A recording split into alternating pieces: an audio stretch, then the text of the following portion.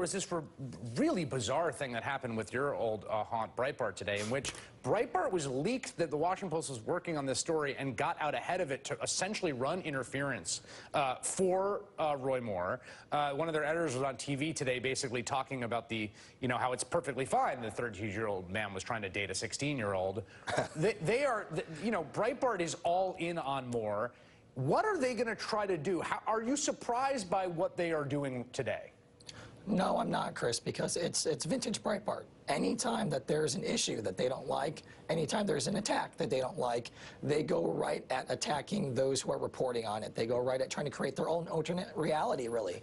And they're banking that their audience, the Trump audience, and as they've seen with the Access Hollywood campaign situation, that they won't care. That they'll believe what Breitbart says, which is this is a fabrication, that this is the media and the Democrat machine attacking the Republican, and they will try to steer the conversation of their audience towards that because they're so all in. Bannon, of course, was the one leading the charge for Roy Moore in the first place, even against Mitch McConnell and Donald Trump over Luther Strange. They're so vested in this that if it goes south, it could send up the entire plan that Bannon has to try to remake the Republican Party up in smoke. You know, Betsy, it seems to me this is a real test moment. I mean, I really have to say, I thought I had lost my capacity for shock, but reading, these are just some of the statements from the local Alabama officials who were talking to Daniel Dale today at the Toronto Star about this behavior. It was 40 years ago. I really don't see the relevance of it. She was 32. She was supposedly 14. She's not saying anything happened other than they kissed. Other than being with an underage person, he didn't really force himself. I know it's bad enough, but I don't know. If he withdraws, it's 5 weeks of the election. That would concede it the Democrat. There is no option to support Doug Jones, the Democratic nominee. When you do that, you are supporting the entire Democrat Party. It's like, I felt, you were talking about this being profound. It's profound in the sense that there's nothing that Roy Moore could do that is going to detach the party from him, it appears.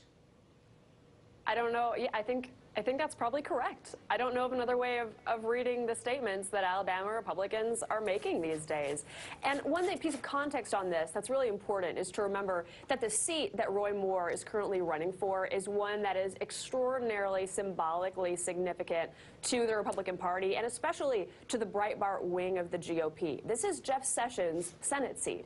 If Jeff Sessions were to pass off his Senate seat to a Democrat, if Republicans were to lose control of it, that would just be, for the Breitbart wing of the Republican Party, the ultimate humiliation. Remember, Sessions was their favorite senator in the Senate. He was their guy. He was the one who was the most hardline on immigration, who was the first strong Senate supporter of Donald Trump, who now has been implementing and advancing the Trump agenda from his perch as Attorney General. If a Democrat takes over that seat, that would be indicative of an extraordinary sea change, of a humiliation not just for the Breitbart wing of the Republican Party, but for the Tea Party Bannon project of trying to primary comparatively moderate, comparatively middle-of-the-road Republicans for the purposes of these purity tests. It's just so important to them. Kurt, that's what I thought today, too, is like, congratulations, Steve Bannon, who read some high school Shakespeare and some cliff notes of Sun Tzu, that, the strategic genius who's managed to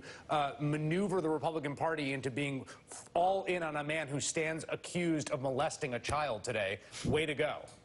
Yeah, and remember, the interesting thing is when Bannon talked about this grand plan to remake the Republican Party, that they would learn from the mistakes of the Tea Party, the Sharon Angles, the Todd Akins, the things that we saw go so horribly wrong for Republicans in previous elections. This was supposed to be different. They called it their League of Extraordinary Candidates, Chris. I mean, give me a break. And so we're seeing right now, that's why they're not going to back down. That's why they're so vested in making sure that Roy Moore gets through this, because if this falls apart, it really could be the beginning of the end of something that they've barely gotten off the ground. Well, I think every Republican's going to wear the mark forever on where they stood on Roy Moore, and that was true even before today. Betsy Woodruff and Kurt Bardella, thank you both. Thank you.